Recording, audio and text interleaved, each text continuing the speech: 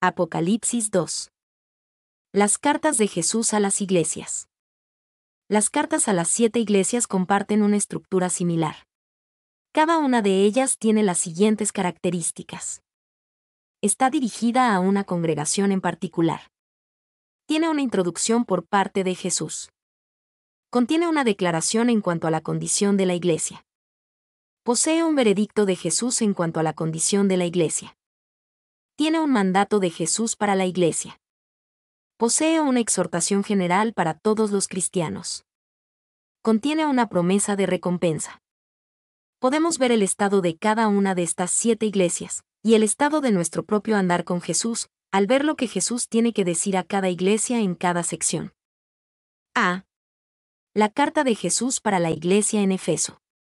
1. Primera, el carácter de la iglesia en Efeso. Escribe al ángel de la iglesia en Efeso. Al ángel, como se discutió en Apocalipsis 1:20, este ángel puede ser el pastor de la iglesia en Efeso, o un ser angelical que está viendo las obras de la iglesia en Efeso. De alguna manera, este ángel representa a esta iglesia. Pero la carta no es escrita al representante, sino a toda la iglesia. Y considero lo que se le habla a este ángel como si se le hablara a toda la iglesia, y que no es su estado en particular el que es descrito, sino el estado del pueblo en general bajo su cuidado. Clarke. B. Efeso era una ciudad famosa en el mundo antiguo, con una iglesia que compartía la misma fama. Efeso era la ciudad donde Pablo ministró por 3 años, Hechos 19:1, Hechos 10, Hechos 20:31. Era la ciudad en donde Aquila y Priscila, con Apolos, ministraban, Hechos 18, 24-28. Era la ciudad en donde el asociado cercano de Pablo, Timoteo, ministraba, 1 Timoteo 1:3. Y de acuerdo con las tradiciones históricas fuertes y consistentes de la Iglesia, el apóstol Juan también ministró allí. Y, de seguro era un lugar de gran privilegio, de gran predicación. Robertson. Éfeso también era conocida mundialmente por ser el centro religioso, cultural y económico de la región. Efeso tenía el notable templo de Diana, quien era una diosa de la fertilidad, adorada con sexo inmoral. Este majestuoso templo dedicado a Diana era tenido como una de las 7 maravillas del mundo antiguo. Era soportado por 127 pilares, cada pilar con 60 pies de altura, y estaba adornado con grandes esculturas. Y, el templo de Artemisa era también considerado un gran tesoro y un banco del antiguo mundo, donde los comerciantes, reyes, y aun ciudades, hacían depósitos, y en donde su dinero podía mantenerse seguro bajo la protección de la deidad. Longenecker en su comentario de Hechos. 2. Efeso era un fuerte de Satanás. Aquí eran practicadas muchas cosas malvadas, de índole supersticiosa y satánica. Libros que contenían fórmulas de hechicería y de otras artes prohibidas impiadosas, abundaban en esa ciudad. Gaebelein en su comentario de Hechos. 2. 1b. Jesús se describe a sí mismo a la iglesia en Efeso. El que tiene las 7 estrellas en su diestra, el que anda en medio de los 7 candeleros de oro, dice esto. El que tiene las 7 estrellas en su diestra, el que anda en medio de los 7 candeleros de oro. Estas imágenes son tomadas de la visión de Juan sobre Jesús en Apocalipsis 1. Enfatizan la autoridad. Él tiene las 7 estrellas, e inmediata presencia de Jesús en la iglesia. Él anda en medio de los 7 candeleros de oro. Esta introducción coloca a Jesús en el centro de la iglesia, y debería de ser reconocido como el centro de la iglesia. B. Proviene de la antigua palabra griega kratain. Es una palabra enfática y completa. Jesús tiene estas iglesias, y las tiene con seguridad. Las iglesias le pertenecen a Jesús, no a los líderes de la iglesia, ni a otras personas. Él las tiene. 3. 2-3. Lo que Jesús sabe acerca de los cristianos en Efeso. Yo conozco tus obras, y tu arduo trabajo y paciencia, y que no puedes soportar a los malos, y has probado a los que se dicen ser apóstoles, y no lo son, y los has hallado mentirosos, y has sufrido, y has tenido paciencia, y has trabajado arduamente por amor de mi nombre, y no has desmayado. Yo conozco tus obras. Jesús mira a su iglesia, y sabe lo que está sucediendo. No es un misterio para él. Puede haber pecado o corrupción escondidos en una congregación, pero para Jesús no hay nada oculto.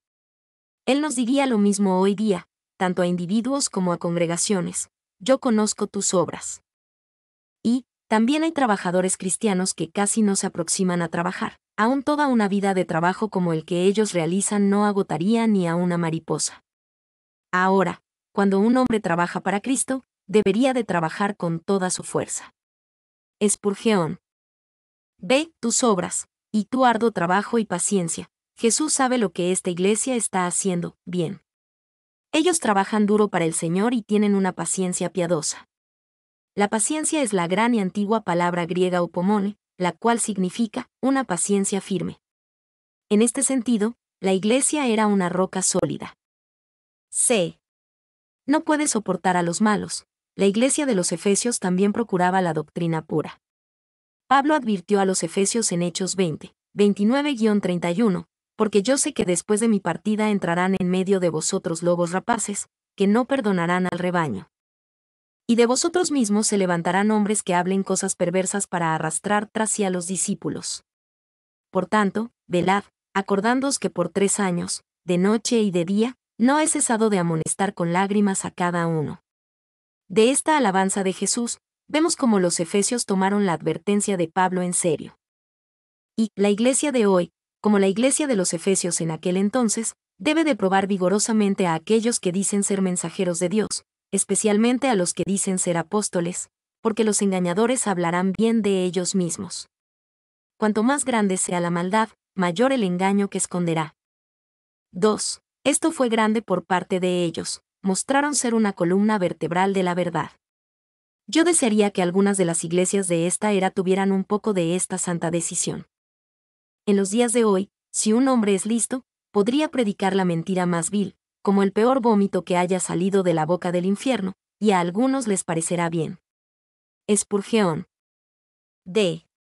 Y has sufrido, y has tenido paciencia, y has trabajado arduamente por amor de mi nombre, y no has desmayado. También la iglesia de los Efesios continuaba haciendo estas cosas, sin haber desmayado. Ellos mostraron una perseverancia piadosa, la cual nosotros debiéramos de imitar.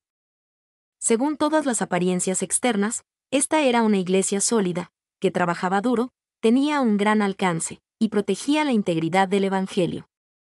4. Lo que Jesús tenía en contra de la iglesia en Efeso. Pero tengo contra ti, que has dejado tu primer amor. Pero tengo contra ti, Jesús empieza con una palabra aleccionadora, pero, ¿qué significa, a pesar de todo eso? Jesús tuvo en cuenta todo lo bueno que hacía la iglesia de los Efesios, pero a pesar de todo eso, él tenía algo en contra de ellos. Pero, indica que todo el bien que la iglesia de los Efesios hizo no cancelaba todo el mal que Jesús está a punto de describir. Ve que has dejado tu primer amor. A pesar de todo lo bueno en la iglesia de los Efesios, había algo seriamente malo. Ellos habían dejado, no perdido, su primer amor. Ellos alguna vez tuvieron un amor que ya no tenían. Esto se puede describir como una desviación definitiva y triste. Robertson. Y la distinción entre dejar y perder es importante. Algo puede ser perdido por accidente, pero dejar es un acto deliberado y que no sucede de un momento para otro. También, cuando perdemos algo no sabemos dónde buscarlo, pero cuando dejamos algo, sabemos dónde buscarlo. 2. Aunque ellos habían dejado su primer amor, todo se veía bien externamente. Si tú hubieras ido a uno de los servicios de la iglesia en Efeso, hubieras podido pensar: esta es una iglesia donde suceden cosas. Están haciendo tanto, y en verdad cuidan la verdad. Al mismo tiempo, pudieras haber tenido una sensación vaga e incómoda, probablemente, difícil de precisar.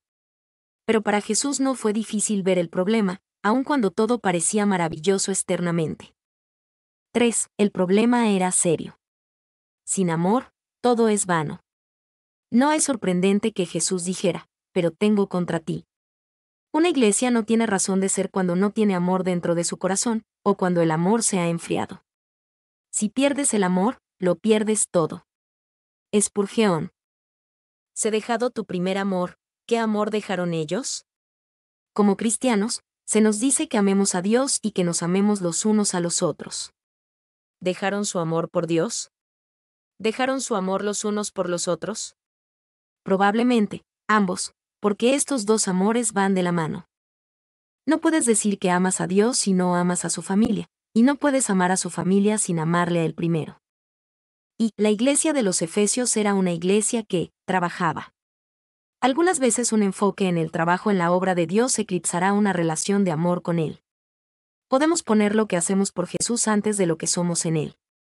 Podemos dejar a Jesús en el templo, de la misma manera que hicieron los padres de Jesús, Lucas 2, 45-46. 2. La iglesia de los Efesios era una iglesia con una doctrina pura. Algunas veces el enfoque en una doctrina pura hará a una congregación enfriarse, ser suspicaz e intolerante ante la diversidad. Cuando el amor muere, la doctrina ortodoxa se convierte en un cadáver, en un formalismo sin poder. La adherencia a la verdad se convierte en un fanatismo amargo cuando la dulzura, la luz y el amor de Jesús se alejan. Spurgeon. D. Primer amor. Existe una diferencia definitiva en su relación con Jesús. Las cosas no son como solían ser. No es que debiéramos de esperar la misma emoción que tuvimos cuando todo era nuevo en la vida cristiana. Pero lo nuevo debe de cambiar a una profundidad que hace que nuestro primer amor sea más fuerte. Y una pareja que haya estado casada por mucho tiempo no siempre tiene la misma emoción que tenía en sus primeras citas. Eso se debiera de esperar, y está bien, si esa emoción ha madurado y se ha convertido en un amor tan profundo que es aún mejor que el primer amor. 2. Pero no hay nada de malo en esa emoción inicial, o en querer que permanezca o que sea restaurada. Cuando estábamos en nuestro primer amor, ¿qué hacíamos por Cristo? Y ahora, ¿qué estamos haciendo? Algunas de las cosas que hacíamos cuando éramos jóvenes cristianos, recién convertidos, si volteamos a ver, ahora pareciera que son historias salvajes y ociosas. Spurgeon. 5. 5-6. Lo que Jesús quiere que haga la iglesia de los Efesios. Recuerda, por tanto, de dónde has caído, y arrepiéntete, y haz las primeras obras, pues si no, vendré pronto a ti, y quitaré tu candelero de su lugar, si no te hubieres arrepentido. Pero tienes esto, que aborreces las obras de los nicolaítas, las cuales yo también aborrezco. Recuerda, por tanto, de dónde has caído. El primer paso para la restauración de la iglesia de los Efesios es que, recuerden. Ellos necesitan recordar, por tanto, de dónde han caído. Esto significa que recuerden lo que solían ser en su amor por el Señor y en el amor que se profesaban unos a otros. Y, cuando el hijo pródigo estaba en la posilga, el primer paso para la restauración fue recordar la vida que tenía en el hogar de su padre, Lucas 15, 17-19. Este siempre es el primer paso para regresar a donde debiéramos de estar con el Señor. B. Arrepiéntete. Este no es un mandamiento para sentir lástima, ni para sentir algo. Significa cambiar tu dirección e ir en un sentido diferente. Es una apelación urgente para un cambio instantáneo de actitud y conducta, antes de que sea muy tarde. Robertson. Seas las primeras obras. Esto significa que debían de regresar a lo básico, a las primeras cosas que hacían cuando se enamoraron por primera vez de Jesús. Hay cosas que nunca debiéramos de dejar de hacer por mucho que crezcamos. ¿Y qué son las primeras obras? ¿Recuerdas cómo solías pasar tiempo en su palabra?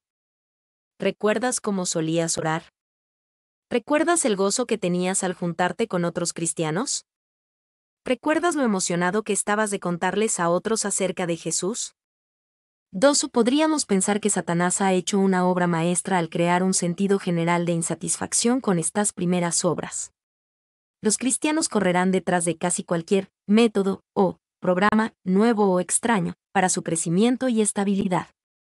Nuestra corta visión hace que nos aburramos fácilmente con la emoción más verdadera. Algunas veces haremos casi de todo, excepto las primeras obras. D. Pues si no, vendré pronto a ti, y quitaré tu candelero de su lugar. Jesús les da una advertencia. Si no se arrepienten, Él removerá su luz y su presencia. Cuando su candelero sea quitado, ellos podrán continuar como una organización, pero ya no como una verdadera iglesia de Cristo Jesús. Será la iglesia de Ichabod, donde la gloria se ha ido. 1 Samuel 4:21. Y, aparentemente, al menos a corto plazo, los efesios consideraron esta advertencia. A principios del segundo siglo, no mucho después de que Juan escribiera, Ignacio alabó el amor y la doctrina pura de los efesios. Ustedes, quienes son la iglesia más santa de los Efesios, la cual es muy famosa y celebrada por todo el mundo. Ustedes, estando llenos del Espíritu Sano, no hacen nada de acuerdo a la carne, sino todas las cosas de acuerdo al Espíritu. Ustedes están plenos en Cristo Jesús. Carta de Ignacio a los Efesios, capítulo 8.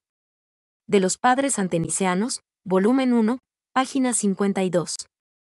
2. De lo que Ignacio escribió se deduce que los efesios regresaron a su primer amor, sin comprometer la pureza doctrinal. Eso no es siempre un balance fácil de mantener, pero los efesios, al parecer, lo mantuvieron, al menos por un tiempo. Pero tienes esto, que aborreces las obras de los nicolaitas, las cuales yo también aborrezco. Jesús, probablemente para que los efesios no fueran desanimados de más, le da otra alabanza a esta iglesia. Se les halaga porque odian las obras de los nicolaitas. ¿Pero quiénes son los nicolaitas y cuáles son sus obras?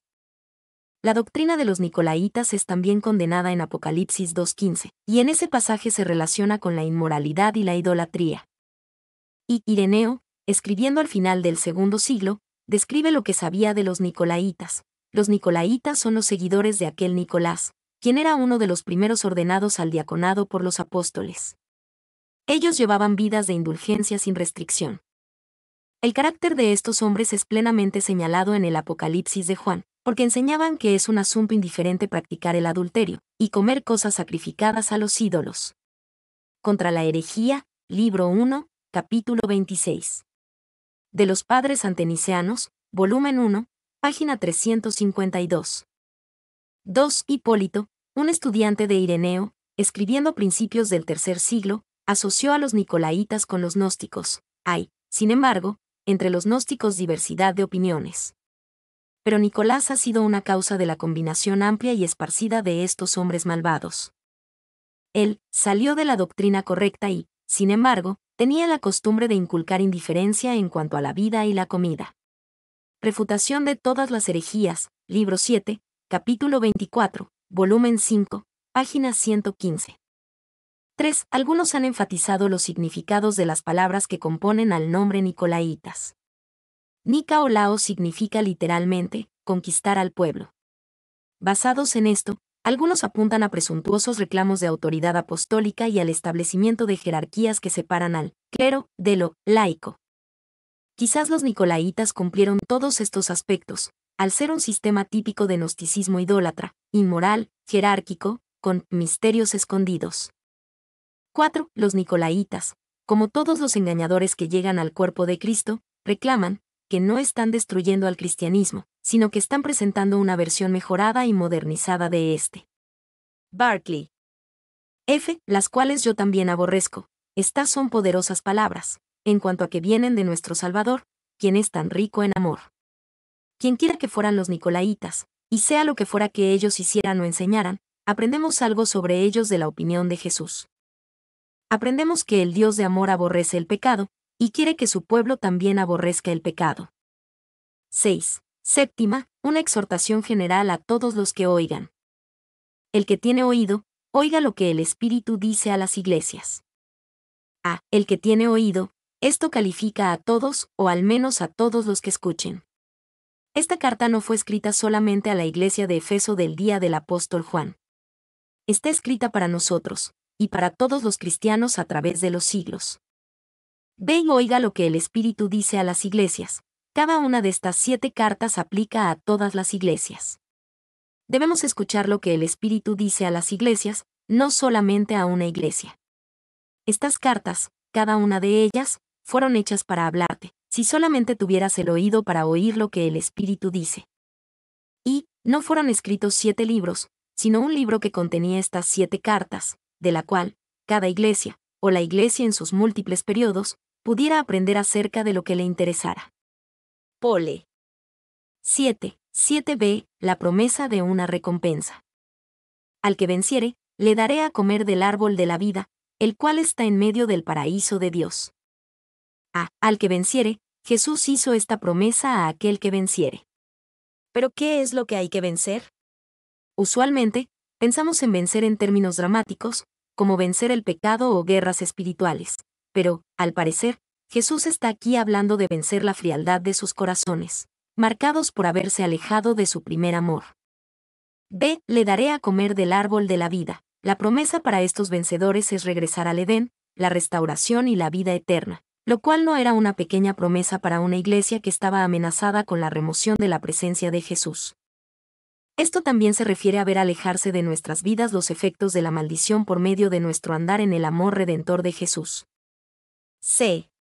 El cual está en medio del paraíso de Dios. Originalmente, la palabra paraíso quería decir un jardín de deleite.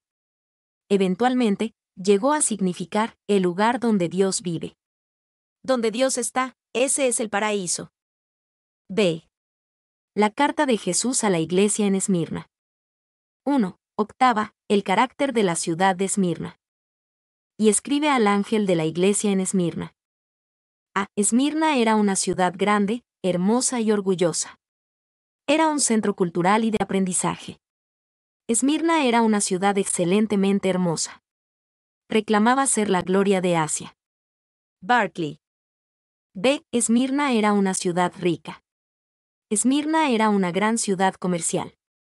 Esmirna estaba al final del camino que servía al valle del río Hermo, y todo el comercio de ese valle fluía a sus mercados y encontraba una salida a través de su puerto.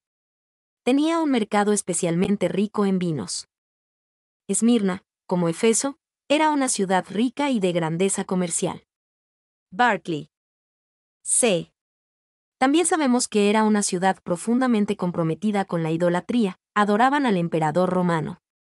En una famosa calle de Esmirna, llamada la Calle de Oro, había magníficos templos para Cibele, Apolo, Esculapio, Afrodita y un gran templo para Zeus. Pero la adoración de aquellos dioses paganos estaba muriendo. El verdadero enfoque estaba en la adoración al emperador romano. Y, en el año de 196 a.C., Esmirna construyó el primer templo para Dea Roma, la diosa de Roma, el símbolo espiritual del imperio romano. Una vez que el espíritu de Roma fue adorado, no era un gran paso adorar a los emperadores muertos de Roma. Fue otro pequeño paso adorar a los emperadores vivos, y luego demandar tal adoración como una evidencia de alianza política y de orgullo cívico. 2. En el año 23 después de Cristo, Esmirna se ganó el privilegio, sobre otras 11 ciudades, de construir el primer templo para adorar al emperador César Tiberio. Esmirna era la ciudad líder en el culto romano de la adoración al emperador. 3. El emperador romano Domiciano, 81 a 96 DC, fue el primero en demandar adoración, bajo el título de Señor, de las personas del Imperio Romano, como una prueba de su lealtad pública. De acuerdo con la historia de la Iglesia primitiva, bajo el reinado de Domiciano, Juan fue desterrado a la isla de Patmos, en donde recibió esta visión. 4. La adoración al emperador había empezado como una demostración espontánea de gratitud a Roma, pero al final del primer siglo, en los días de Domiciano, el paso final fue dado y la adoración al César se convirtió en obligación.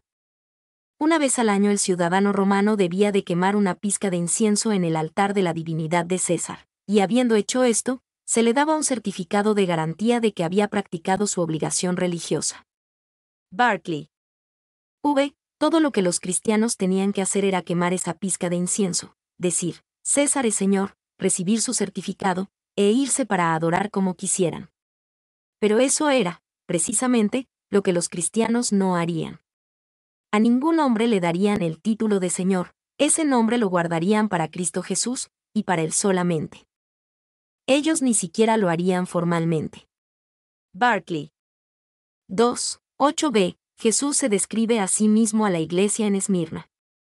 El primero y el postrero, el que estuvo muerto y vivió, dice esto. A. El primero y el postrero, Jesús eligió este título de su aparición inicial a Juan, Apocalipsis 1:11, 1:17, para hablar de su carácter eterno.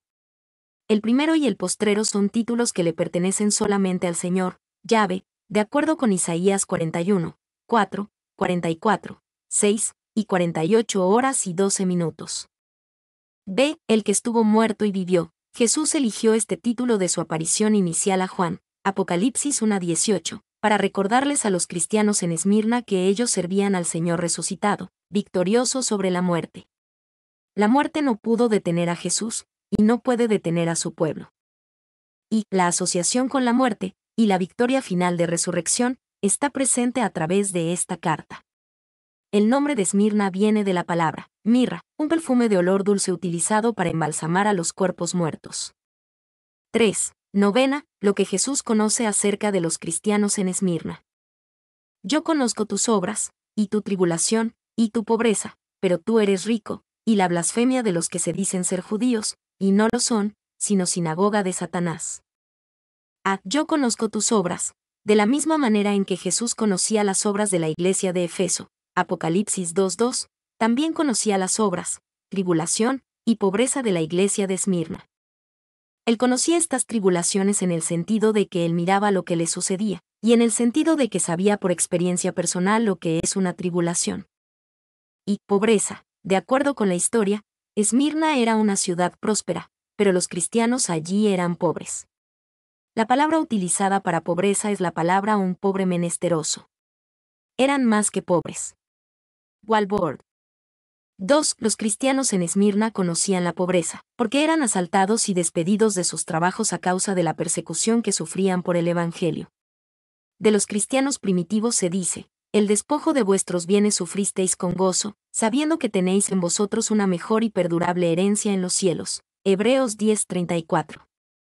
Este tipo de persecución económica era una razón importante por la cual los cristianos en Esmirna eran pobres. Aún hoy, esta es una forma común de persecución en contra de los cristianos. B. Y la blasfemia. Jesús conocía el abuso que estos cristianos soportaban en las manos de hombres religiosos, los que se dicen ser judíos, y no lo son. Y, históricamente, se nos dice que había una gran y hostil comunidad de judíos en Esmirna, pero un verdadero judío es aquel que confía en Dios y que cree en Cristo Jesús. Filipenses 3:3. Los otros podrían ser judíos étnicos, los cuales aún tienen su lugar delante de Dios, pero no son judíos espirituales delante de Dios. C. Yo conozco, en medio de este tipo de aflicción, es fácil pensar que Dios ha olvidado. Pero Jesús sabe. 4. 9b. Lo que Jesús piensa de la iglesia en Esmirna. Pero tú eres rico. Rico, cualquier circunstancia externa dice que el cristiano de Esmirna era pobre y aún destituido. Pero Jesús miró a través de las circunstancias para ver que ellos eran en verdad ricos. Dulce fragancia Esmirna, el más pobre pero el más puro de los 7. Trapp. B. Rico es lo que Jesús pensaba que eran, y si Jesús los consideraba ricos, entonces eran ricos.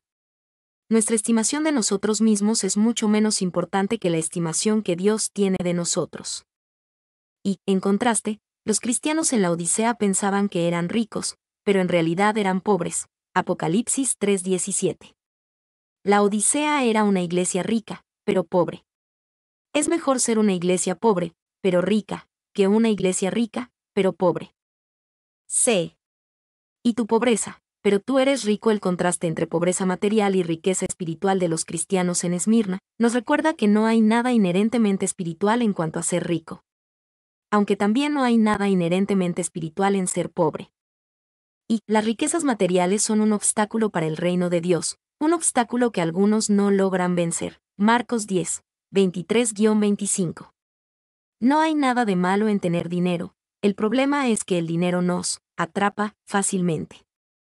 2. Muy a menudo, las riquezas materiales son adquiridas y mantenidas a expensas de verdaderas riquezas espirituales. En los días de gloria del Renacimiento papal, un hombre caminó con el Papa y se maravilló del esplendor y la riqueza del Vaticano. El Papa le dijo, ya no tenemos por qué decir lo que Pedro le dijo al hombre paralítico, no tengo oro ni plata. Y su compañero respondió, pero tampoco puedes decir, levántate y anda. C. La iglesia de Esmirna también era rica en liderazgo. Uno de los pastores de esa iglesia se llamaba Policarpo. Él era uno de los discípulos del apóstol Juan, y sirvió en Esmirna hasta el año 155 después de Cristo, fecha en que murió heroicamente como un mártir. 5. 10. Lo que Jesús quiere que hagan los cristianos en Esmirna. No temas en nada lo que vas a padecer. He aquí, el diablo echará a algunos de vosotros en la cárcel, para que seáis probados, y tendréis tribulación por 10 días. Sé fiel hasta la muerte, y yo te daré la corona de la vida. No temas, literalmente, esto se traduce mejor como, deja de tener miedo. Los cristianos de Esmirna sufrieron persecución, y tenían miedo. Algunas veces pensamos que los cristianos que soportan persecución casi son superhombres, y a veces no apreciamos la profundidad del temor con el que luchan. Había cosas por las que tenían que padecer, y Jesús quería que estuvieran listos para permanecer firmes ante esas cosas. B. El diablo echará a algunos de vosotros en la cárcel. Aquí Jesús describe la naturaleza de la persecución que vendría en contra de los cristianos en Esmirna. Aparentemente, ellos iban a ser encarcelados por un periodo específico de tiempo. Tendréis tribulación por 10 días. Y, de acuerdo con Jesús, la persecución que vendría a los cristianos de Esmirna sería de parte del diablo, pero el tiempo de dicha tribulación estaba medido y limitado por Dios. Seguramente, el diablo quería encarcelarlos por un tiempo mayor, pero Dios limitó la tribulación a 10 días. 2. El ser echado a la cárcel era una persecución severa. En aquel día, la cárcel nunca era utilizada para rehabilitar a nadie, y raramente era utilizada para castigar a alguien. Normalmente, eras echado a la cárcel mientras esperabas juicio y ejecución. 3. Convertirse al cristianismo en cualquier lugar era convertirse en un forajido. En Esmirna, sobre todos los lugares, entrar en una iglesia cristiana era, literalmente, inmolarse. En Esmirna la iglesia era un lugar para héroes. Barclay. 4. Esta tribulación no significa las pruebas comunes que son herencia de toda carne. Algunas almas piensan que llevan su cruz cada día cada vez que tienen un dolor de cabeza. La tribulación que aquí se menciona es un problema que ellos no tuvieran si no fueran cristianos. Abner.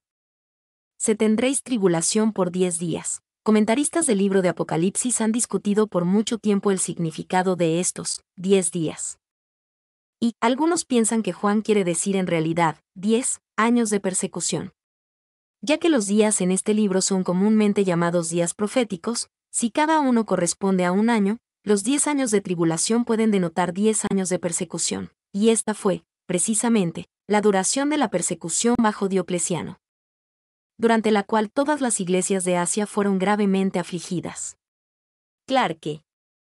2. Otros piensan que Juan se refiere a la persecución durante el reinado de 10 emperadores romanos. El primer año, bajo Nerón, 54 después de Cristo, el segundo, bajo Domiciano, 81 después de Cristo, el tercero bajo Trajano, 98 después de Cristo, el cuarto, bajo Adriano, Adrián, 117 después de Cristo, el quinto, bajo Septimio Severo, 193 después de Cristo, el sexto, bajo Maximino, 235 después de Cristo. El séptimo, bajo Decio, 249 después de Cristo, el octavo, bajo Valeriano, 254 después de Cristo, el noveno, bajo Aureliano, 270 después de Cristo, el décimo, bajo Diocleciano, 284 después de Cristo. Witte, citado en Walborg. 3. Otros han hecho aproximaciones extrañas. Observan que en 10 días hay 240 horas, lo cual hace el número de años desde el 85, cuando comenzó la segunda persecución, bajo la cual Juan estaba, hasta el año 325, cuando todas las persecuciones cesaron. Pole.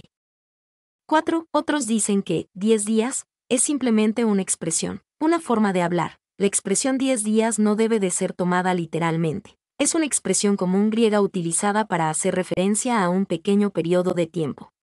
Barclay. V. Sin embargo, no hay una razón obligada para creer en otra cosa que en 10 días de persecución severa, con el énfasis en la idea de que es un tiempo limitado. D. Para que seáis probados. Si este ataque vino del diablo, entonces, ¿por qué estos cristianos de Esmirna no pudieron reprender a Satanás y detener el ataque? Porque Dios tenía un propósito con sus aflicciones, y así Él lo permitió. Dios usa las aflicciones para purificar, 1 Pedro 1, 6-7, para hacernos como Jesús, Romanos 8:17, para que seamos verdaderos testigos de Él. En todos los siglos, la sangre de los mártires ha sido la semilla de la Iglesia. Y, a los santos en Esmirna no se les dio una plática sobre cómo ganar amigos y personas de influencia. No tenían testimonio de cómo la fe me hizo alcalde de Esmirna. No había una promesa de liberación de la tribulación, de la pobreza y de los ultrajes. De hecho, lo peor estaba por venir. Abner. 2. Más específicamente en este caso, Dios permitió este ataque para que ellos fueran probados. Por medio de su sufrimiento, Dios demostraría las verdaderas riquezas de la iglesia en Esmirna a todos, incluyéndolos a ellos mismos, a pesar de que él sabía que ellos ya eran ricos. 3. El cristiano en Esmirna sería probado, pero pasaría la prueba. Esta iglesia, comparada con las otras 6, no tiene nada que se le señale en contra. Solamente esta iglesia de entre las 7 sobrevive hasta hoy, y ha sufrido las persecuciones romanas y musulmanes a través de los siglos. 4. Para que seáis probados, Dios está interesado en probarnos también. A lo mejor no tenemos la misma oportunidad de sufrimiento que los cristianos en Esmirna, pero podemos tener su mismo corazón. Puede ser que nunca tengamos la oportunidad de morir como un mártir, pero podemos vivir una vida de mártir. No obstante, muchos cristianos evaden la persecución de cualquier tipo al conformarse tanto al mundo que llegan a ser cristianos, sin distinción. Este no era el caso de los cristianos de Esmirna. Ellos fueron probados y pasaron la prueba. Sé fiel hasta la muerte, y yo te daré la corona de la vida. Lo que Jesús le dice a esta iglesia es importante, pero lo que no le dice es aún más importante. Jesús no tiene ni una palabra de reprensión o corrección para los cristianos en Esmirna. Todo lo que él tiene es la promesa de una corona, y el ánimo a que sean fieles hasta la muerte. Walvoord. Y hay 2 palabras diferentes para el vocablo corona en el antiguo lenguaje griego. Una describe al tipo de corona que un rey usaría, es decir, una corona propia de la realeza. El otro vocablo para referirse a corona es estepanos, el utilizado aquí, y se refiere a un trofeo dado al atleta ganador. Jesús mira a los cristianos de Esmirna y les dice, ustedes son mis ganadores. Se merecen un trofeo. 2. El vocablo estepanos era también el utilizado en el contexto de los matrimonios y las celebraciones especiales. La imagen es la de Jesús y su desposada, cada cual utilizando su corona. 3. La promesa de una corona sería especialmente significativa para los cristianos de Esmirna. La ciudad de Esmirna tenía una corona de hermosos edificios sobre el monte Pagos. En Esmirna los adoradores de los dioses paganos utilizaban coronas. En esa cultura los buenos ciudadanos y los atletas victoriosos recibían coronas. 4. Jesús prometió una corona especial, la corona de la vida. Un atleta campeón recibía una corona de hojas, la cual se marchitaría pronto y se secaría. Pero los campeones de Jesús recibirían la corona de la vida. Una corona sin cuidado se destruye. Las coronas de los reyes son cuidadas con esmero, y a menudo hacen que les duela la cabeza. No es así con esta corona, cuyas alegrías después son sin medida o mezcla. Trap. 6. 11. Una exhortación general para todos los que oigan. El que tiene oído, oiga lo que el Espíritu dice a las iglesias. El que tiene oído, a pesar de que el Espíritu tiene algo que decirnos a través de cada una de las iglesias, esta carta para los cristianos de Esmirna puede aplicar en menor medida a los cristianos modernos de Occidente. Nosotros, simplemente, no nos enfrentamos al mismo tipo de persecución que experimentaban los cristianos de Esmirna. Policarpo fue un ejemplo sorprendente de la persecución y valentía de los cristianos primitivos. Y, el año después de que Policarpo regresó de Roma, una gran persecución cayó sobre los cristianos de Esmirna. Su congregación lo instó a que dejara la ciudad hasta que el peligro pasara. Entonces, creyendo que Dios quería que él estuviera cerca unos años más, Policarpo dejó la ciudad y se escondió en una granja que les pertenecía a unos amigos cristianos. Un día en la granja, mientras oraba en su cuarto, tuvo una visión en la que su almohada estaba rodeada de fuego. Él supo lo que Dios le indicó, y les dijo tranquilamente a sus compañeros, veo que debo de ser quemado en la estaca. 2. Mientras tanto, el jefe de policía emitió una orden de arresto. Capturaron a uno de los siervos de Policarpo y lo torturaron hasta que les dijo en dónde estaba su amo. En la tarde, el jefe de policía y una banda de soldados llegaron a la antigua granja. Cuando los soldados lo encontraron se avergonzaron al ver que fueron a arrestar a un hombre tan viejo y frágil, pero lo pusieron en un asno y lo encaminaron de regreso a la ciudad de Esmirna. 3. De camino a la ciudad, el jefe de policía y otros oficiales del gobierno trataron de persuadir a Policarpo para que ofreciera una pizca de incienso ante una estatua de César y que, simplemente, dijera, César es señor. Eso era todo lo que tenía que hacer, y sería liberado. Le suplicaron que lo hiciera, para que así escapara de las terribles penas que tendría que sufrir. Primero, Policarpo se mostró silencioso, pero luego les respondió firmemente que no. Ahora el jefe de policía estaba enojado, fastidiado con el anciano, y lo empujó de su carruaje hacia el piso. Policarpo, golpeado pero resuelto, se levantó y caminó hacia la arena. 4. Los horribles juegos en la arena ya habían comenzado en serio. Una gran multitud sedienta de sangre se había juntado para ver a los cristianos ser torturados y asesinados. Un cristiano llamado Quintis había proclamado valientemente que era un seguidor de Jesús y que estaba dispuesto a ser martirizado, pero cuando vio a los violentos animales en la arena perdió su valentía y acordó quemar una pizca de incienso a César como señor. Sin embargo, otro joven llamado Germanicus no se retractó. Él marchó y enfrentó a los leones, y murió por su Señor Jesucristo. Otros 10 cristianos dieron sus vidas ese día, pero la multitud no estaba satisfecha. Clamaban: «Fuera los ateos que no adoran a nuestros dioses». Para ellos los cristianos eran ateos porque no reconocían a los dioses tradicionales de Roma y Grecia. Finalmente, la multitud empezó a repetir: «Saquen a Policarpo». Cuando Policarpo trajo su cuerpo cansado a la arena, él y otros cristianos escucharon una voz del cielo que les dijo: «Sé fuerte, Policarpo». Mientras él estaba delante del procónsul, intentaron de nuevo que renunciara a Jesús. El procónsul le dijo a Policarpo que estuviera de acuerdo con la multitud y que gritara: «¡Fuera los ateos!». Policarpo miró fijamente a la multitud sedienta de sangre, saludó con su mano y dijo: «¡Fuera esos ateos!». El procónsul insistió: «Haz juramento e insulta a Cristo y yo te liberaré». Policarpo contestó: «Por 86 años he servido a Jesús, ¿cómo he de atreverme a maldecir a mi rey?». El procónsul finalmente se dio por vencido y anunció a la multitud el crimen del acusado: «Policarpo ha confesado que él es un cristiano». La multitud gritó: «Dejen salir a los leones», pero los animales ya habían sido guardados. Entonces la multitud demandó que Policarpo fuera quemado. El anciano recordó el sueño en el que su almohada se quemaba, y obtuvo coraje en Dios. Les dijo a sus ejecutores: «Está bien, yo no le temo al fuego que quema por una temporada y que después de un rato es apagado. ¿Por qué tardan? Vamos, hagan su voluntad». 7. Ellos acomodaron una gran pila de madera, y prepararon un palo en el centro.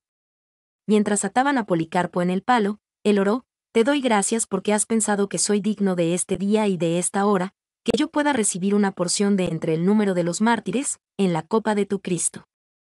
Después de que oró y dio gracias a Dios, ellos encendieron la madera.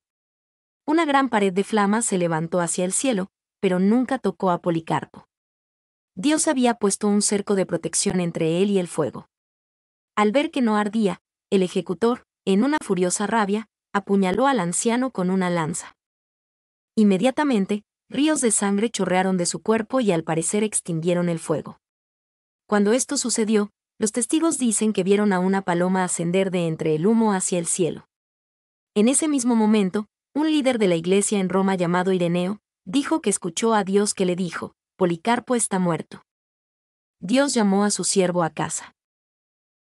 Pero el día de los mártires, definitivamente, no ha pasado.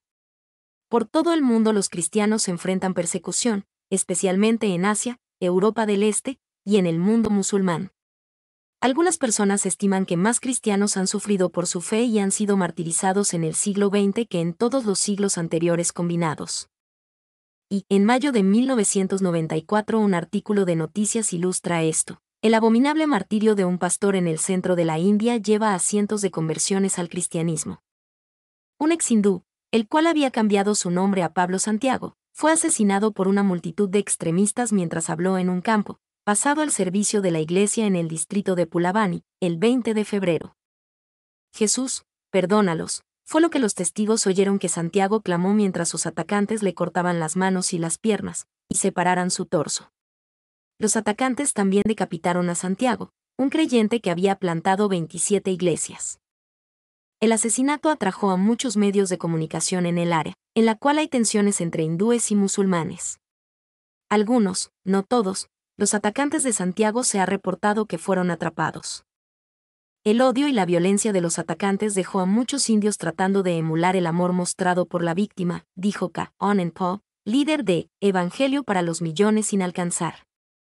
El Evangelio se está extendiendo porque hay persecución, dijo Po, quien ha sido golpeado 7 veces y secuestrado una vez por grupos fanáticos religiosos. Estamos arriesgando nuestras vidas para hacer esto. Las personas necesitan orar por nosotros. Reporte Nacional e Internacional de Religión, 2 de mayo de 1994. 7. 11b. La promesa de una recompensa. El que venciere, no sufrirá daño de la segunda muerte. El que venciere, esta es una promesa para los vencedores. Esta promesa es para aquellos que vencen el peligro de la persecución y la presencia de la persecución. Y podemos decir que hemos vencido por nuestra cercana asociación con Jesús, quien es el vencedor por excelencia. Como Jesús dijo, en el mundo tendréis aflicción, pero confiad, yo he vencido al mundo, Juan 16:33. B. No sufrirá daño de la segunda muerte. Aquellos que vencen en Jesús nunca sufrirán daño de la segunda muerte. La segunda muerte es el infierno, el lago de fuego, Apocalipsis 20:14 y 21:8. A pesar de que Satanás ha amenazado y atacado sus vidas, Jesús promete a sus vencedores que la muerte es conquistada por ellos. Y, la segunda muerte era una expresión judía de los rabinos para referirse a la total extinción de los absolutamente malos. Barclay. 2. Todos los hombres mueren, pero no todos son exterminados con la muerte. Es algo terrible ser exterminado con la muerte. Trapp. C. La carta de Jesús a la iglesia en Pérgamo. 1. 12. El carácter de la iglesia en Pérgamo. Y escribe al ángel de la iglesia en Pérgamo. Pérgamo era la capital política de la provincia romana de Asia Menor. Cuando Juan escribió, Pérgamo ya había sido ciudad capital de la región por más de 300 años. La ciudad era notable por la cultura y educación, tenía una de las más grandes bibliotecas del mundo antiguo, con más de 200.000 volúmenes. B. Pérgamo también era una ciudad extremadamente religiosa. Tenía templos para los dioses grecolatinos Dionisio, Atenea, Deméter y Zeus. También tenía 3 templos dedicados a la adoración del emperador romano. Y, algunos 50 años antes de que Esmirna se ganara el honor de construir el primer templo para Tiberio, la ciudad de Pérgamo se ganó el derecho de construir el primer templo para adorar a Augusto César en la provincia romana de Asia. Pérgamo era especialmente conocida como un centro de adoración a la deidad Esculapio. Representado por una serpiente, Esculapio era el dios de la sanidad y el conocimiento. Había una escuela de medicina en ese templo en Pérgamo. Debido al famoso templo dedicado al dios romano de la sanidad, las personas enfermas y dolientes de todo el imperio romano se reunían en Pérgamo en busca de alivio. Y, a los que sufrían se les permitía estar la noche en la oscuridad del templo. En el templo había víboras mansas. En la noche, la persona que sufría podía ser tocada por una de estas víboras domesticadas e inofensivas mientras se arrastraban en el piso. El toque de la víbora era tenido como si fuera el toque del mismo Dios, y se consideraba como portador de salud y sanidad. Barclay. 2. 12b. Jesús se describe a sí mismo a la iglesia en Pérgamo. El que tiene la espada aguda de 2 filos dice esto. El que tiene la espada aguda de 2 filos, en Apocalipsis 1:16, Juan observó que de la boca de Jesús salía una espada aguda de 2 filos. Ahora Jesús les muestra esta espada aguda de 2 filos a los cristianos en Pérgamo. Y la descripción de la espada en Apocalipsis 1:18 nos ayuda a asociarla con la boca de Jesús. Jesús confrontará a esta iglesia con su espada, y ellos sentirán el filo agudo. B. Espada aguda de 2 filos. Esto nos recuerda el pasaje de Hebreos 4:12, porque la palabra de Dios es viva y eficaz, y más cortante que toda espada de 2 filos, y penetra hasta partir el alma y el espíritu, las coyunturas y los tuétanos, y discierne los pensamientos y las intenciones del corazón. Jesús usará esta espada aguda de 2 filos para hacer una separación entre los cristianos de Pérgamo. 3. 13. Lo que Jesús sabe sobre la iglesia en Pérgamo. Yo conozco tus obras, y donde moras, donde está el trono de Satanás, pero retienes mi nombre, y no has negado mi fe, ni aun en los días en que Antipas mi testigo fiel fue muerto entre vosotros, donde mora Satanás. Yo conozco tus obras. Jesús le ha dicho esto a cada iglesia. Es cierto también de cada uno de nosotros. Él conoce nuestras obras, aun cuando no hay mucho que conocer. Ve, ¿y dónde moras? ¿Dónde está el trono de Satanás? ¿Qué es lo que significa que ellos moran donde está el trono de Satanás? En muchas maneras Pérgamo era un fuerte del poder satánico. ¿Y qué es lo que lo hacía una fortaleza? Hay muchas opiniones diferentes. Algunos creen que es porque Pérgamo era el centro de la religión pagana, especialmente de Esculapio Sóter o Esculapio Salvador. Otros creen que es porque Pérgamo tenía un gran altar en forma de trono dedicado al dios romano Zeus. Otros, que es porque Pérgamo era el centro del antiguo sacerdocio de Babilonia, pero esto es difícil de probar concluyentemente. Otros piensan que es porque Pérgamo era el centro político de la adoración demandada por el gobierno romano. Pero retienes mi nombre, a pesar del hecho de que ellos vivían en una ciudad tan difícil, los cristianos de Pérgamo retenían su fe en Jesús. Retienes mi nombre, no has negado mi fe. Y no has negado mi fe. Jesús alaba a los cristianos de Pérgamo, porque no negaron la fe en él. Siempre es importante asegurarnos de que la fe que retenemos es la fe que pertenece a Jesús. De Antipas mi testigo fiel fue muerto entre vosotros. Un hombre en específico entre los cristianos de Pérgamo recibió un precioso título, testigo fiel. Este mismo título lo tiene también Jesús. Apocalipsis 1:5. Antipas fue un hombre que siguió a Jesús, que era como Jesús. Y Antipas es uno de los grandes héroes anónimos de la Biblia. La historia no nos dice nada acerca de él, excepto en este pasaje.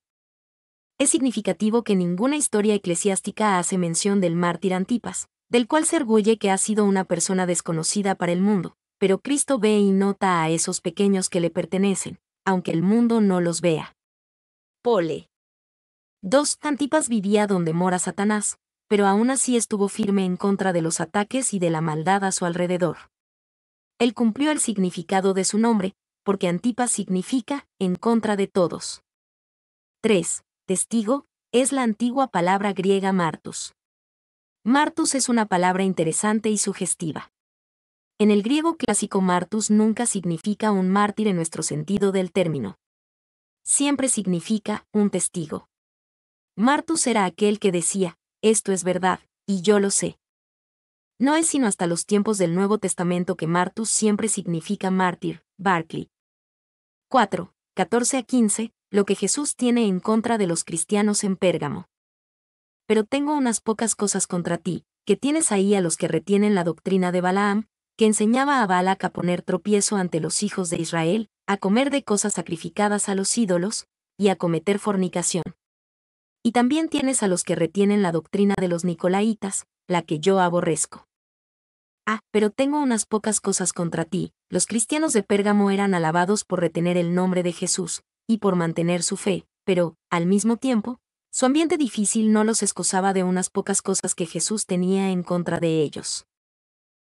Tienes ahí a los que retienen la doctrina de Balaam. ¿Qué es la doctrina de Balaam? Balaam era un prototipo de todos los maestros corruptos. De acuerdo con Números 22-24 y 31, Balaam combinaba los pecados de inmoralidad e idolatría para agradar a Balac, el rey de Moab, porque él no podía maldecir a Israel directamente. Y, cuando Balaam aconsejó a Balac, le enseñaba a Balac a poner tropiezo ante los hijos de Israel. El tropiezo estaba conectado con la idolatría, comer de cosas sacrificadas a los ídolos, y la fornicación. Si la iglesia en Pérgamo tiene a aquellos que retienen la doctrina de Balaam, esto muestra que tienen tendencias hacia la idolatría y la inmoralidad. 2. El sexo inmoral marcaba a toda la cultura del antiguo imperio romano. Simplemente, se aceptaba, y la persona que vivía por los estándares bíblicos de pureza era considerada extraña. Parafraseando al político romano Cicerón, citado en Barclay, si hay alguien que piensa que a un hombre joven no se le deba de permitir el amor de muchas mujeres, esta persona está dañada en extremo.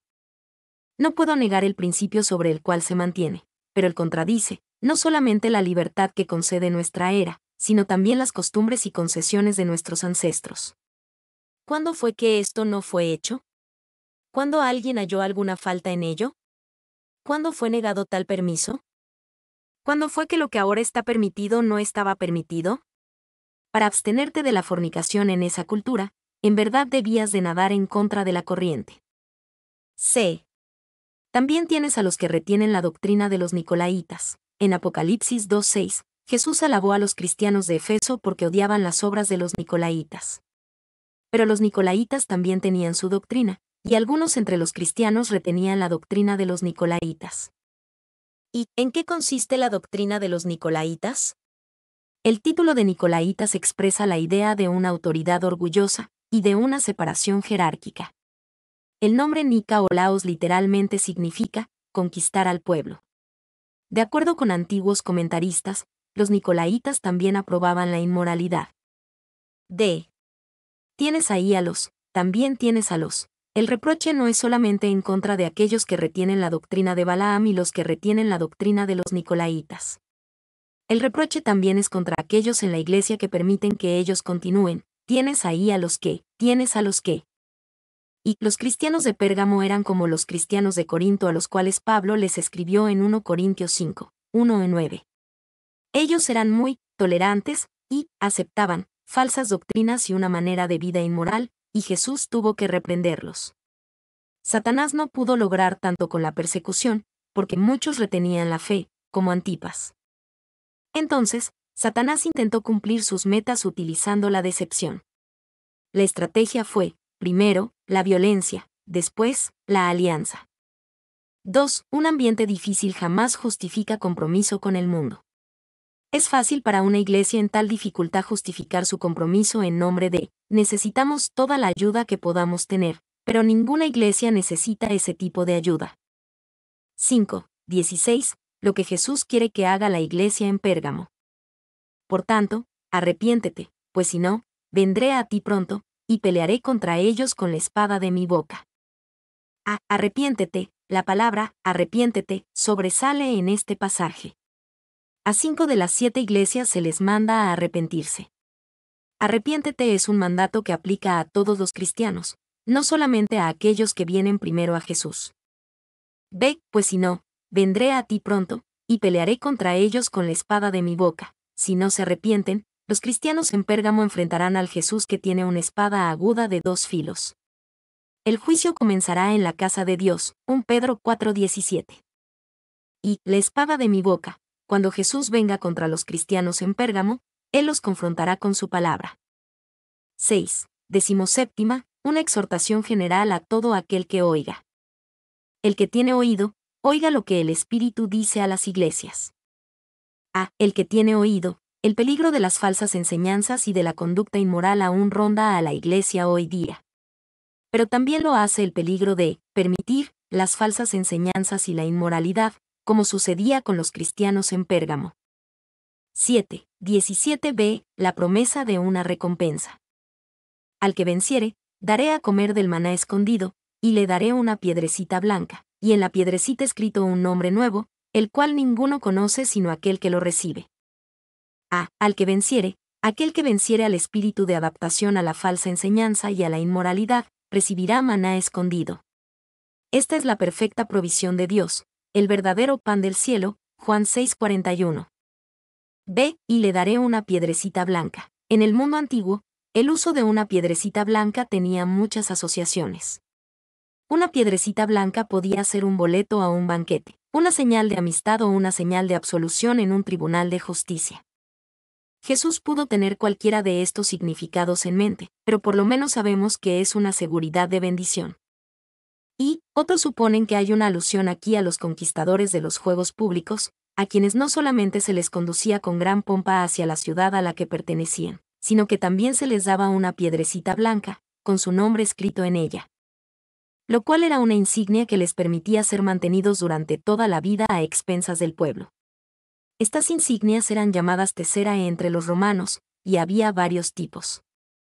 Clarke da ejemplos de los diferentes tipos. Tesera y conviviales, eran cartas de invitación, o boletos de admisión para una fiesta pública o banquete. Cuando la persona invitada mostraba su tesera era admitida. Pero las más notables eran las tesera hospitales, las cuales eran dadas como insignias de amistad y alianza. y sobre las cuales con algún dispositivo se hacía un grabado como un testimonio de que el contrato de amistad había sido hecho entre las partes. C. Y en la piedrecita escrito un nombre nuevo, el cual ninguno conoce sino aquel que lo recibe. ¿Cuál es el significado de este nombre nuevo, de este nombre secreto prometido a aquel que lo recibe? ¿Es el nombre de Dios? ¿O es el nombre del creyente? Es probablemente el nuevo nombre del creyente, y el nombre en sí mismo es seguramente más importante que la piedrecita. Y una idea detrás de este nuevo nombre, de este nombre secreto, es que muestra la relación íntima que tenemos con Dios. Cuando una pareja está cerca, generalmente, cada uno tiene sobrenombre. Esta es la misma idea. 2. Otra idea asociada con el nuevo nombre es, simplemente, la seguridad que se nos da de nuestro destino celestial. Tu nombre está allí, esperando por ti. Es como que tu reservación en el cielo ya está hecha. De la carta de Jesús a la iglesia en Tiatira. 1. 18. El carácter de la ciudad de Tiatira. Y escribe al ángel de la iglesia en Tiatira. Tiatira era la ciudad más pequeña y menos importante de las 7 ciudades a las cuales Jesús se dirigió en Apocalipsis 2 y 3. En la historia no tenemos registro de que los cristianos en Tiatira sufrieran una significativa persecución política o religiosa. Y el anciano Plinio se refiere a Tiatira con una frase casi de desprecio: Tiatira y otras ciudades de poca importancia. Barclay. B. Pero Tiatira era un centro de negocio e intercambio importante. Tenía muchos gremios activos de comercio, y cada cual tenía su propia deidad patronal de la colección de dioses griegos y romanos. Y Hechos 16, 14-15 menciona a Lidia, quien era vendedora de púrpura de la ciudad de Tiatira. Tiatira era famosa por la fabricación de un tinte púrpura, y se encuentran numerosas referencias en la literatura secular del periodo a los gremios de comercio, los cuales fabricaban ropa. Walbord. 2. De las inscripciones que se han encontrado está claro que Tiatira poseía más gremios de comerciantes que cualquier otro pueblo de su tamaño en Asia. Barclay. 2. 18b. Jesús se describe a sí mismo a la iglesia en Tiatira. El Hijo de Dios, el que tiene ojos como llama de fuego, y pies semejantes al bronce bruñido, dice esto. El Hijo de Dios, dice esto, Jesús se describe a sí mismo con un título que enfatiza su deidad. En la forma de pensar judía, ser hijo de algo o alguien significaba que tú tenías su misma naturaleza. Los hijos del trueno, Marcos 3:17, tenían la naturaleza del trueno. Así que el Hijo de Dios tiene la naturaleza divina, la naturaleza de Dios. B. El que tiene ojos como llama de fuego. Jesús escogió esta descripción de sí mismo de la presentación en Apocalipsis 1:14, para enfatizar la idea de que sus ojos miraban con un juicio penetrante. Pies semejantes al bronce bruñido. Jesús escogió esta descripción de sí mismo de Apocalipsis 1:15 para enfatizar su pureza, debido a que el bronce es puro, y es altamente bruñido en el fuego. También enfatiza su constancia, debido a que el bronce era el metal más fuerte conocido en el mundo antiguo, y pies semejantes al bronce bruñido serían fuertes e inconmovibles. 3. 19. Lo que Jesús sabe acerca de los cristianos en Tiatira. Yo conozco tus obras, y amor, y fe, y servicio, y tu paciencia, y que tus obras postreras son más que las primeras. Yo conozco tus obras. Tiatira era la ciudad más insignificante entre las 7 iglesias a las cuales Jesús se dirigió, pero, aún así, no estaba escondida de Jesús. Como a cualquiera de las otras iglesias, Jesús le dice a la iglesia de Tiatira: yo conozco tus obras. B. Amor, y fe, y servicio, y tu paciencia. En muchas maneras, la iglesia de Tiatira era una iglesia modelo. Tenía 4 grandes cualidades esenciales. Ellos tenían amor, tanto para el Señor como entre ellos. Ellos sabían de servicio, y tenían una fe y paciencia dignas de mencionar. C. Y que tus obras postreras son más que las primeras. Este es otro halago a la iglesia de Tiatira. No solamente tenían estas obras, sino que las tenían en una medida creciente. Ellos están creciendo en amor, servicio, fe y paciencia. 4. 20-21. Lo que Jesús tiene en contra de la iglesia en Tiatira. Pero tengo unas pocas cosas contra ti, que toleras que esa mujer Jezabel, que se dice profetiza, enseñe y seduzca a mis siervos a fornicar y a comer cosas sacrificadas a los ídolos. Y le he dado tiempo para que se arrepienta, pero no quiere arrepentirse de su fornicación. Pero, a pesar de todo lo bueno que Jesús ve en la iglesia de Tiatira, existen problemas significativos. Los problemas son lo suficientemente grandes como para que Jesús diga, pero, lo cual significa, a pesar de todo lo bueno, tengo unas pocas cosas contra ti.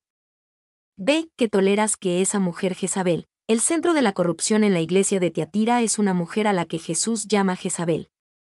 Este quizás no haya sido el nombre literal, sino un título, que representa claramente a una profetisa con estilo propio dentro de la iglesia, que sigue el patrón de Jezabel en el Antiguo Testamento, 1 Reyes 16-21 y 2 Reyes 9, 30-37.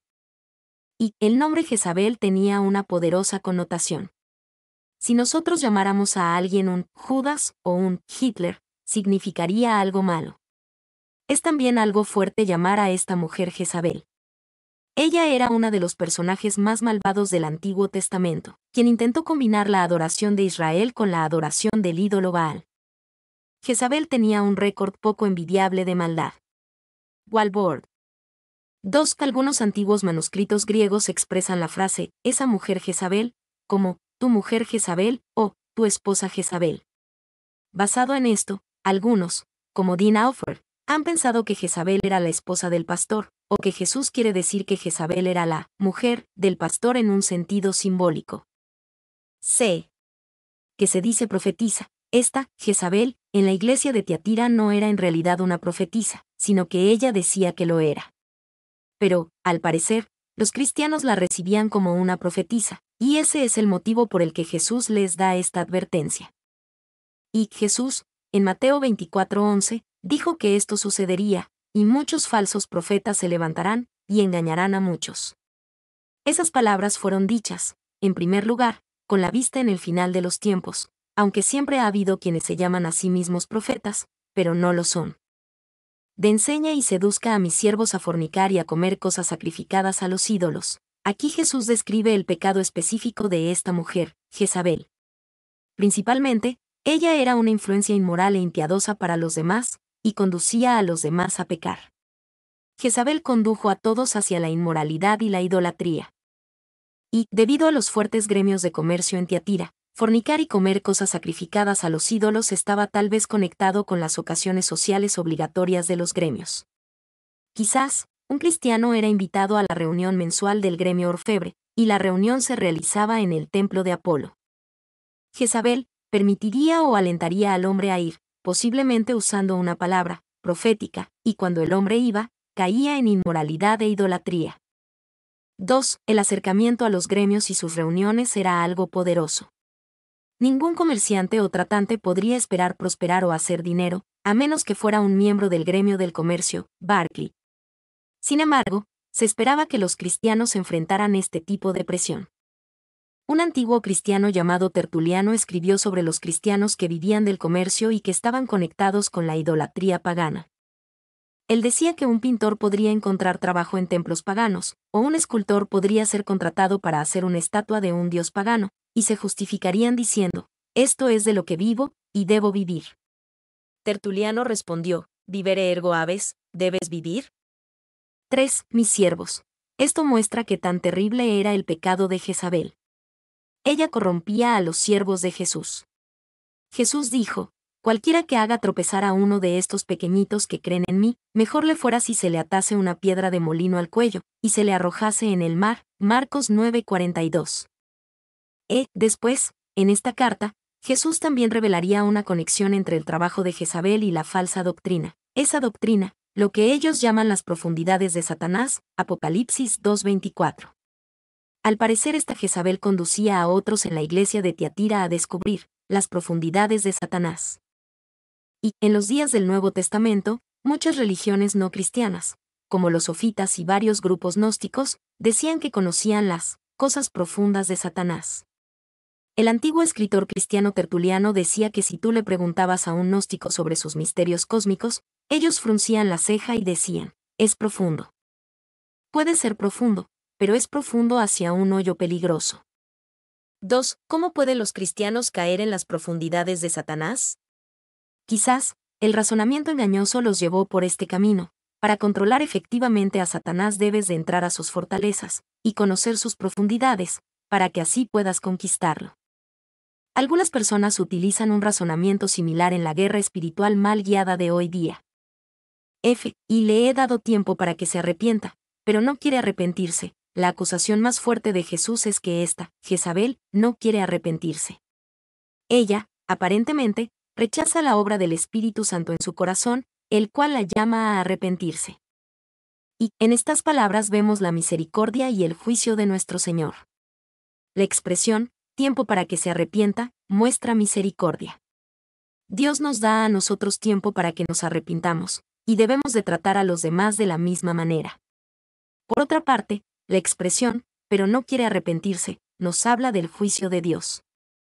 Dios nos da un tiempo para arrepentirnos, pero no es un tiempo sin límite. Hay un tiempo en el que Dios dice, no contenderá mi espíritu con el hombre para siempre, Génesis 6:3. Esto significa que cuando Dios nos da el tiempo para arrepentirnos, debemos de aprovechar ese tiempo. 2. En el tiempo viene la gracia, no siempre es un proverbio veraz. Trap. Que tolera. Esto muestra el pecado de la iglesia de Tiatira. Aparentemente, ellos eran una iglesia modelo que trabajaba y mostraba amor, servicio, fe y paciencia. Pero, aún así, había una corrupción significativa dentro de la iglesia.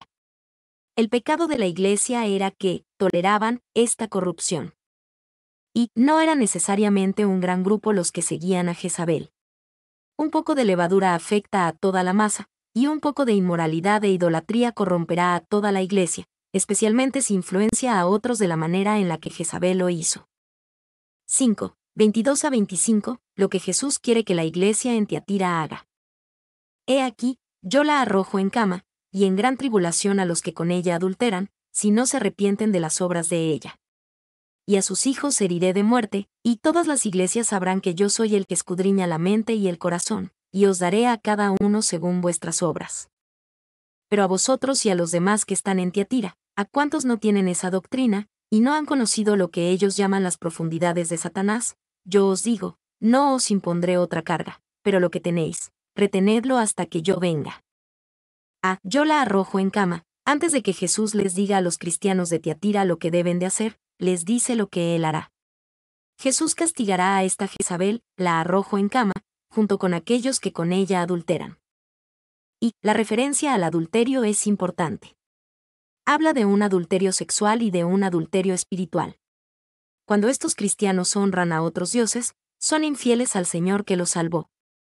2. Por esta razón, la figura de una cama es tan apta. Ellos eran culpables de adulterio, tanto sexual como espiritual. Es como si Jesús dijera, como aman una cama sucia, aquí les daré una, y los arrojaré en ella. 3. ¿Qué significaba esta cama? Podría ser, simplemente, una imagen de aflicción, o una enfermedad que Jesús permitiría en las vidas de Jezabel y de sus seguidores como castigo. Sabemos por pasajes como 1 Corintios 11:30 que Dios puede utilizar la enfermedad como una manera de castigarnos cuando estamos en pecado. 4. La antigua palabra griega traducida aquí como cama, es también la palabra utilizada para hacer referencia a un sofá de banquete, y si ese significado es tomado, entonces podría querer decir, yo la heriré mientras ella está sentada en sus festines prohibidos. Barclay. Si no se arrepienten de las obras de ella, Jesús revela el propósito de este castigo. Primero, es para acercarlos a que se arrepientan de las obras de ella. Ellos no escucharían a Jesús antes, así que él debe de hablar, más fuerte, por medio de la cama de enfermedad. Segundo, es para dar un ejemplo de santidad a otras iglesias, y todas las iglesias sabrán que yo soy el que escudriña la mente y el corazón. Y mente y corazón es, literalmente, corazón y riñones. En la mente de los antiguos judíos, el corazón era el lugar del intelecto, y los riñones eran el lugar de las emociones. Jesús dice, yo conozco sus pensamientos y sus sentimientos. Y a sus hijos heriré de muerte. Todos los hombres mueren, pero no todos son exterminados con la muerte. Es algo terrible ser exterminado con la muerte. Trap. pero lo que tenéis, retenedlo hasta que yo venga. Había muchos fieles cristianos en Tiatira. A ellos, Jesús simplemente les dice, retenedlo. No deben de dejar de hacer lo que es bueno. No se deben distraer ni desanimarse, y deben de ser lo que Jesús quiere que sean y hacer lo que Jesús quiere que hagan. Y Jesús también les dice por cuánto tiempo deben de retenerlo, hasta que yo venga. Debemos de mantenernos y estar firmes para Jesús hasta que Él venga. Hasta ese entonces la batalla no terminará. 6. 26 a 28, la promesa de una recompensa. Al que venciere y guardare mis obras hasta el fin, yo le daré autoridad sobre las naciones, y las regirá con vara de hierro, y serán quebradas como vaso de alfarero, como yo también la he recibido de mi Padre, y le daré la estrella de la mañana. Al que venciere y guardare mis obras hasta el fin, aunque haya una influencia inmoral e idólatra de una Jezabel, los cristianos pueden vencer y guardar las obras de Jesús hasta el fin. No debemos de desanimarnos por completo debido a la inmoralidad que está a nuestro alrededor, aún entre los cristianos. La obra de Dios seguirá por medio de sus vencedores. B. Yo le daré autoridad sobre las naciones. Jesús prometió que su pueblo reinaría con él. Aquí hay una promesa especial a aquellos que venzan la amenaza de la inmoralidad y la idolatría. A ellos Jesús les ofrece una parte de su propio reino. Y las regirá con vara de hierro. Esta cita de Salmos 2 habla de la autoridad del Mesías cuando gobierne sobre la tierra. En aquel día la justicia será forzada, y aquellos que se rebelen en contra de Jesús serán quebrados como un vaso de barro con una vara de hierro. Jesús incluye esto aquí para dar esperanza a los cristianos fieles de Tiatira, quienes se sentían abrumados por la inmoralidad e idolatría a su alrededor. Jesús les recuerda, ustedes están en mi equipo ganador. 2. La palabra traducida como gobernar, poimanei, significa literalmente pastorear. Su gobierno no será simplemente aquel que ejecuta juicio, sino también aquel que administra misericordia y dirección. Walbord. C. Le daré la estrella de la mañana. Jesús les ofrece una recompensa más grande que el reino. Él se ofrece a sí mismo como recompensa, porque Él es la estrella de la mañana. Apocalipsis 22:16. 7. 29. Una exhortación general para todos los que oigan. El que tiene oído, oiga lo que el Espíritu dice a las iglesias. El que tiene oído, esta es una carta que aplica para todos. Aplica a aquellos que son como Jezabel, quienes conducen a otros a pecar. Aplica a aquellos que siguen la enseñanza de una Jezabel, y que instan a otros a pecar. Aplica a aquellos que permiten a Jezabel obrar en su maldad. Y aplica al que es fiel, el cual debe de mantenerse. Mi nombre es Demim. Soy tu asistente personal. Mi sitio en internet es demim.es.tl